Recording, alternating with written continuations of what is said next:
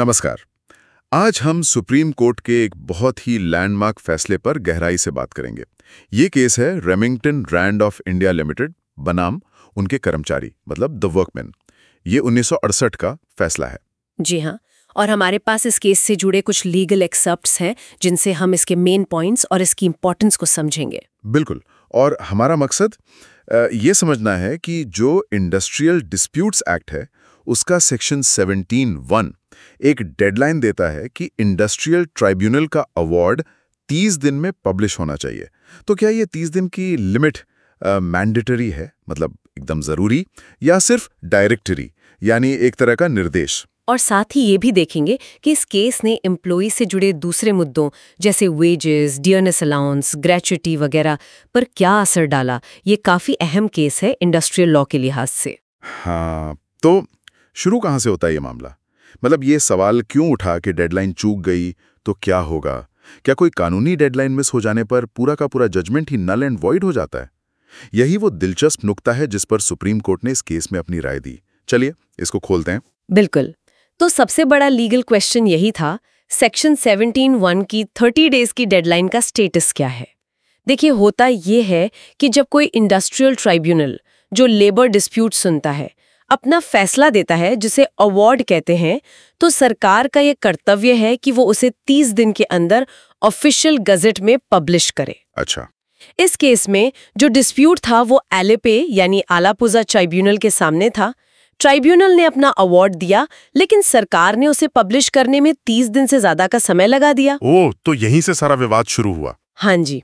अब जो कंपनी थी रेमिंगटन रैंड, वो इस केस में अपेलेंट थी, मतलब वो पार्टी जो ट्राइब्यूनल के अवार्ड के खिलाफ सुप्रीम कोर्ट में अपील लेकर आई थी। उनका क्या कहना था? उनका आर्ग्यूमेंट जो उनके वकील श्री गोखले ने रखा वो ये था कि सेक्शन 17(1) में दी गई 30 दिन की लिमिट एकदम मैंडेटरी है, बिल्कुल सख्त है। मैंडेटरी मतलब पत्थर की लकीर? हाँ बिल्कुल।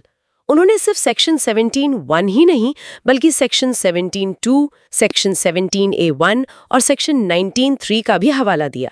उनका तर्क था कि ये सारे सेक्शंस आपस में जुड़े हुए हैं। कैसे जुड़े हुए हैं? सेक्शन 17(a) और 19 क्या कहते हैं? देखिए, सेक्शन 17(2) कहता है कि अवार्ड का पब्लिकेशन ही इस बात का फाइनल एविडेंस है कि अवार्ड दिया गया है। सेक्शन 17(a)(1) कहता है कि अवार्ड पब्लिकेशन के 30 दिन बाद एनफोर्सेबल होता है, मतलब लागू होता है। और सेक्शन 19(3) बताता है कि अवार्ड कितने समय तक लागू रहेगा, जो एनफोर्सेबिलिटी की डेट से शुरू होता है। अच्छा, तो श्री गोखले का पॉइंट था कि अगर पब्लिकेशन ही देर से हुआ 30 दिन के बाद, तो एनफोर्सेबिलिटी की डेट गड़बड़ा जाएगी और पूरा अवार्ड ही लीगली इनइफेक्टिव हो जाएगा। एग्जैक्टली, यही उनका कोर आर्ग्यूमेंट था कि देर से पब्लिकेशन माने पूरा अवार्ड टाई बातिल, माने इट्स वॉइड। ये एक बहुत स्ट्रॉन्ग लीगल आर्ग्यूमेंट था देखा जाए तो। सुनने में तो काफी लॉजिकल लगता है। फिर सुप्रीम कोर्ट ने क्या कहा? यहीं पर सुप्रीम कोर्ट ने लीगल इंटरप्रिटेशन का एक बहुत महत्वपूर्ण सिद्धांत सामने रखा, mandatory versus directory provisions. Court ने अपेलेंट के आर्ग्यूमेंट को नहीं माना, रिजेक्ट कर दिया। हाँ, रिजेक्ट कर दिया। कोर्ट ने बहुत साफ शब्दों में कहा, और ये जानना बहुत जरूरी है, मैं कोर्ट के शब्द कोट कर रही हूँ, Keeping the above principles in mind, we cannot but hold that a provision as to time in section 17(1) is merely directory and not mandatory. Merely directory and not mandatory। अच्छा, तो इसका मतलब क्या हुआ आम भाषा में? इसका मतलब ये हुआ कि हाँ, सेक्शन 17(1) सरकार पर एक ड्यूटी डालता है, एक जिम्मेदारी डालता है कि वो अवार्ड को पब्लिश करे और आइडियली 30 दिन में करें। ये सरकार का ऑब्लिगेशन है। लेकिन वो जो 30 दिन की समय सीमा है वो एक निर्देश की तरह है, गाइडलाइन है। वो कोई ऐसी कंडीशन प्रीसिडेंट नहीं है कि अगर वो पूरी नहीं हुई तो अवार्ड ही अवैध हो जाएगा, इनवैलिड हो जाएगा। पब्लिकेशन जरूरी है, पर 30 दिन में ही हो ये एब्सोल्यूट रिक्वायरमेंट नहीं है जिसके ब्रीच होने पर अवार्ड खत्म हो जाए। अच्छा, कोर्ट ने इसके पीछे कोई रीजनिंग दी होगी क्यों ऐसे डायरेक्टरी माना? बिल्कुल, कोर्ट ने बहुत प्रैक्टिकल रीजंस दिए। कोर्ट ने सोचा कि मान लीजिए अगर गवर्नमेंट प्रेस में कोई हड़ताल चल रही है, स्ट्राइक है, या कोई और वाजिब वजह है जिससे देरी हो गई, a strike in the press, और there may be any other good and sufficient cause for the delay, तो क्या ऐसी सूरत में सिर्फ टेक्निकल डिले की वजह से पूरे अवार्ड को, जिसमें शायद कर्मचारियों के बहुत इंपॉर्टेंट राइट्स तय हुए हों, उसे रद्द कर देना सही होगा? नहीं, ये तो शायद ठीक नहीं लगता। पार्टीज को कितनी दिक्कत होगी फिर। एग्जैक्टली कोर्ट का यही मानना था कि ऐसा करना शायद लेजिस्लेचर यानी कानून बनाने वालों का इरादा कभी नहीं रहा होगा। कोर्ट ने कहा कि ऐसा करना मतलब it would be attaching undue importance to a provision not in the mind of the legislature. मतलब हम कानून के एक हिस्से को जरूरत से ज्यादा महत्व दे रहे हैं जो शायद बनाते वक्त सोचा भी नहीं गया था। और एक और पॉइंट था शायद पेनल्टी को लेकर। हाँ, बहुत important point.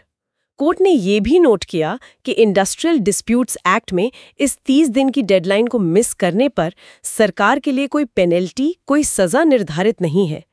The non-publication of the award within the period of 30 days does not entail any penalty. अच्छा, यानी कंपनी और कर्मचारियों दोनों को वापस पूरी लीगल प्रोसेस से गुजरना पड़ता, जो कि एक बहुत बड़ी हार्डशिप होती, बेवजह की परेशानी। कोर्ट ने किसी और केस का रेफरेंस भी दिया था। जी हाँ, कोर्ट ने सर सिल्क एलटीडी केस का जिक्र किया था। उस केस में भी मिलते-जुलते प्रिंसिपल्स डिस्कस हुए थे। तो कोर्ट ने इन सब बातों को ध्यान में रखते हुए कहा कि सेक्शन 17(1) की टाइम लिमिट डायरेक्टरी है। तो ये पहला बड़ा टेक अवे है इस केस से कि प्रोसीजरल डेडलाइंस, खासतौर पर जहां देरी के लिए पेनल्टी ना हो और देरी से किसी पार्टी को नुकसान ना हो रहा हो, उन्हें अक्सर डायरेक्टरी माना जाता है ताकि सब्सटेंस पर यानी न्याय पर फोकस रहे, ना कि सिर्फ प्रोसीजर पर। बिल्कुल सही कहा आपने। ये दिखाता है कि कानून कैसे प्रैक्टिकल रियलिटीज और जस्टिस के प्रिंसिपल्स को बैलेंस करता है। ब्यूरोक्रेटिक डिलेस को न्याय के रास्ते में रोड़ा नहीं बनने देना चाहिए, ये सोच है इसके पीछे। राइट। तो ये तो हुआ पब्लिकेशन डेडलाइन का मुद्दा। पर जैसा आपने शुरू में कहा, इस केस में और भी चीजें थीं। एम्प्लॉयज की दूसरी डिमांड्स भी थीं। हाँ, बिल्कुल। मामला सिर्फ पब्लिकेशन तक सीमित नहीं था। दरअसल ट्राइब्यूनल के सामने कई सारे डिस्प्यूट्स थे, जैसे कि वेज स्केल्स यानी वेतनमान, ड्यूनेस अलाउंस यानी महंगाई भत्ता, ग्रेचुइटी, लीव यानी छुट्टियां, वर्किंग आवर्स, वर्कलोड यानी काम का बोझ और मूविंग स्टाफ अलाउंस यानी जो कर्मचारी ट्रांसफर होते उनके लिए भत्ता। काफी सारे मुद्दे थे। अच्छा, तो वेज स्केल्स और डिया पर क्या फैसला हुआ? ये तो कर्मचारियों के लिए बहुत जरूरी होते। हाँ, बहुत जरूरी। इन मुद्दों पर कोर्ट ने पैरिटी यानी समानता के सिद्धांत पर बहुत जोर दिया। पैरिटी? किसके साथ पैरिटी? उसी कंपनी की दूसरी ब्रांचेस के साथ। रेमिंगटन रैंड की दूसरी जगहों पर भी ब्रांचेस थीं, जैसे बैंगलोर, मद्रास, अब चेन्नई। ट्रिब्यूनल ने ये पाया था कि कंपनी की फाइनेंशियल कंडीशन बहुत अच्छी थी। उन्होंने लिखा फिनोमिनल प्रोग्रेस किया था कंपनी ने और मुनाफा भी जबरदस्त था, इनॉर्मस प्रॉफिट्स। साथ ही ट्रिब्यूनल ने यह भी पाया कि ट्रिवेंड्रम और एर्नाकुलम, जहां की ये कर्मचारी थे, वहां कॉस्ट ऑफ लिविंग यानी रहने का खर्चा मद्रास से ज्यादा था या कम से कम बराबर था। तो ऐसे में मद्रास के मुकाबले एर्नाकुलम के कर्मचारियों को कम डीए देना, इसका कोई जस्टिफिकेशन नहीं था। ट्रिब्यूनल ने कहा, Therefore, there is no justification in perpetuating the disparity in the payment of DA. मतलब एक ही कंपनी मुनाफा कमा रही है तो अपने कर्मचारियों के बीच डीए में फर्क क्यों रखे, खासकर जब लिविंग कॉस्ट भी कम नहीं है? बिल्कुल यही पॉइंट था। सुप्रीम कोर्ट ने कहा कि वेज स्केल्स और डीए के मामलों में बैंगलोर ब्रांच के केस में जो डायरेक्शंस दिए गए थे, उन्हीं के हिसाब से फैसला होना चाहिए। इसलिए कोर्ट ने इन मुद्दों को वापस ट्राइब्यूनल को भेज दिया रिकंसिडरेशन के लिए, उन डायरेक्शंस को ध्यान में रखते हुए। ओके, तो ये मामले री एग्जामिन होने थे पैरिटी के प्रिंसिपल पर। और ग्रेटिट्यूड और लीव फैसिलिटीज का क्या? उनमें भी कोर्ट ने पैरिटी का ही प्रिंसिपल अप्लाई किया। कोर्ट ने कहा कि एर्नाकुलम ब्रांच में जो ग्रेटिट्यूड स्कीम और लीव फैसिलिटीज हैं, वो भी बैंगलोर और मद्रास ब्रांचेस के जैसी ही होनी चाहिए। Same logic. हाँ, सेम लॉजिक कि एक ही एस्टैब्लिशमेंट के एम्प्लॉयज के बीच सर्विस कंडीशंस में बेवजह का अंतर नहीं होना चाहिए, specially when the company is doing well financially. Consistency होनी चाहिए। और ग्रेटिट्यूड में एक और पॉइंट था शायद, मिसकंडक्ट को लेके। जी हाँ, ये एक स्पेसिफिक डिटेल थी। कोर्ट ने ये तय किया कि अगर किसी कर्मचारी को गंभीर दुराचार यानी ग्रॉस मिसकंडक्ट के लिए नौकरी से निकाला जाता है, तो उसे ग्रेच्युटी तभी मिलेगी अगर उसने कम से कम 15 साल की क्वालिफाइंग सर्विस पूरी कर ली हो। ये शायद डिसिप्लिन मेंटेन करने के लिहाज से डाला गया होगा। अच्छा, 15 साल का qualifying period for gratuity in cases और डिसमिसल ड्यू टू मिसकंडक्ट। ठीक है, तो wage scales, DA, gratuity, leave, इन सब में पैरिटी पर जोर रहा। बाकी मुद्दे? Working hours, workload, moving staff allowance. हाँ, इन 3 मामलों में सुप्रीम कोर्ट ने ट्रिब्यूनल के फैसले में दखल देना जरूरी नहीं समझा। कोर्ट ने कहा we see no reason to disturb this portion of the award. क्यों? ट्रिब्यूनल ने क्या फैसला दिया था? वर्किंग आवर्स के लिए ट्रिब्यूनल ने कंपनी के ही एक पुराने सर्कुलर को आधार बनाया था, जिसमें शायद वर्किंग आवर्स तय किए गए थे। तो कोर्ट ने कहा ठीक है, कंपनी के अपने ही डॉक्यूमेंट पे बेस्ड है तो सही है। और वर्कलोड? वर्कलोड के मामले में ट्राइब्यूनल ने पाया था कि मैनेजमेंट ने खुद ही एक तरह से सहमति दी थी कि पर मैकेनिक वर्कलोड लगभग 7 मशीनें प्रतिदिन का होना चाहिए, तो ट्राइब्यूनल ने उसी को बेसिस बनाया। सुप्रीम कोर्ट ने इसमें भी कोई गलती नहीं पाई। और मूविंग स्टाफ अलाउंस, उस पर भी ट्राइब्यूनल ने जो फैसला दिया था उसे सुप्रीम कोर्ट ने अपहोल्ड किया। ट्राइब्यूनल ने कुछ स्पेसिफिक कंडीशंस बताई थी जिनमें ये अलाउंस मिलना चाहिए और कोर्ट को वो रीजनेबल लगा। तो मतलब इन 3 मुद्दों पर ट्राइब्यूनल का फैसला फाइनल रहा। जी बिल्कुल। तो अगर हम इस पूरे केस को समराइज करें तो मुख्य बातें क्या निकल कर आती हैं? What are the key takeaways? देखिए, मेरे हिसाब से 2-3 मुख्य बातें हैं। पहली और सबसे अहम कि इंडस्ट्रियल डिस्प्यूट्स एक्ट का सेक्शन 17 सबसेक्शन 1 जो 30 दिन की डेडलाइन देता है अवार्ड पब्लिकेशन के लिए, वो मैंडेटरी नहीं है बल्कि डायरेक्टरी है।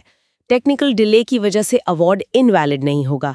ये प्रोसीजरल लॉ के इंटरप्रिटेशन का एक क्लासिक एग्जाम्पल है। हाँ, ये बहुत बड़ा क्लैरिफिकेशन था। और दूसरी महत्वपूर्ण बात है पैरिटी का सिद्धांत। एम्प्लॉयज की सर्विस कंडीशंस जैसे wage scales, DA, leave, gratuity, इनमें जहां तक हो सके एक ही कंपनी की अलग-अलग यूनिट्स या ब्रांचेस में समानता होनी चाहिए। बेवजह का डिस्क्रिमिनेशन नहीं होना चाहिए, खासकर जब कंपनी फाइनेंशियली स्टेबल हो। सही कहा, फेयरनेस का तकाजा भी यही है। बिल्कुल। और ये केस हमें ये भी दिखाता है, व्हाट्स फैसिनेटिंग हियर इज कि कानून की व्याख्या करते समय कोर्ट सिर्फ लिटरल मीनिंग, शब्दों के अर्थ पर ही नहीं जाते। वे कानून बनाने के पीछे का उद्देश्य, लेजिस्लेटिव इंटेंट, प्रैक्टिकल डिफिकल्टीज और जस्टिस एंड फेयरनेस के प्रिंसिपल्स को भी कंसिडर करते हैं। हाँ, ये संतुलन बहुत जरूरी। बिल्कुल। तो ये था रेमिंगटन रैंड ऑफ इंडिया का मामला। इसने ना सिर्फ पब्लिकेशन डेडलाइन पर स्थिति साफ की, बल्कि एम्प्लॉयज के बीच पैरिटी के सिद्धांत को भी मजबूत किया। सही कहा। यहाँ एक सवाल सोचने पर मजबूर करता है। कानूनी नियमों की व्याख्या में ये जो फ्लेक्सिबिलिटी है, ये कितनी होनी चाहिए? कहाँ पर लाइन ड्रॉ की जाए कि प्रैक्टिकल डिफिकल्टीज को नियमों के ऊपर रखा जाए और कहाँ पर रूल ऑफ लॉ का स्ट्रिक्ट अडहेरेंस जरूरी है? क्या प्रैक्टिकल कंसिडरेशंस को हमेशा लिटरल इंटरप्रिटेशन पर प्रायोरिटी मिलनी चाहिए? ये एक बहुत गहरा सवाल है और इसका जवाब शायद केस टू केस बेसिस पर ही मिलता है। कानून को रिजिड भी होना चाहिए ताकि प्रिडिक्टेबिलिटी रहे और फ्लेक्सिबल भी ताकि जस्टिस हो सके। ये बैलेंस हमेशा एक चैलेंज रहता है। बिल्कुल। ये एक ऐसा पहलू है जिस पर शायद हमारे लिसनर्स भी सोचना चाहेंगे।